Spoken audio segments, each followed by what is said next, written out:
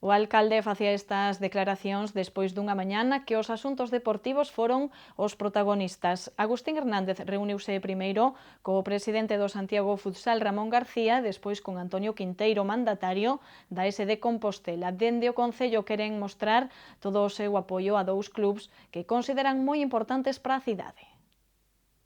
O Concello ten asinado un convenio co Santiago Futsal e outro coa SD Compostela por 45.000 euros cada un. Así o recordaba esta mañá o alcalde despois de manter un encontro cos presidentes dos dous clubs para coñecer de cerca a súa situación de cara á temporada que está a piques de comezar.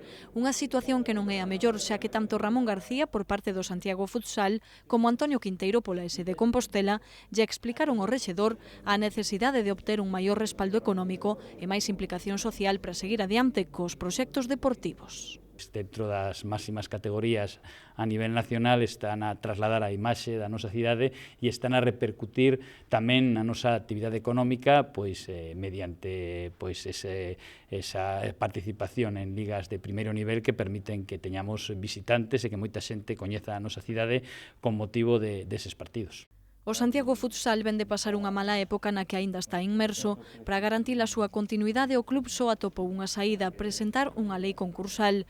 Pola súa parte, a SD Compostela sobrevive grazas á aportación de entre o 60 e o 70% do seu presuposto por parte dunha persoa, o presidente.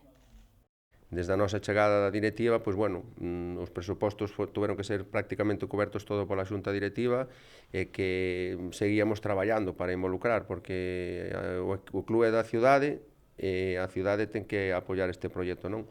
E creo que socialmente xa levamos un bo tempo que estamos sendo aceptados, estamos sendo apoiados, pero tamén necesitamos o apoio empresarial, que é o máis importante.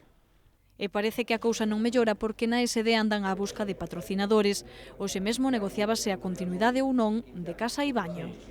Non está cerrado todavía o sponsor para a continuidade da próxima temporada, que foi unha das preocupacións que se presentou tamén o señor alcalde en este momento, e que é unha das preocupacións que temos, non?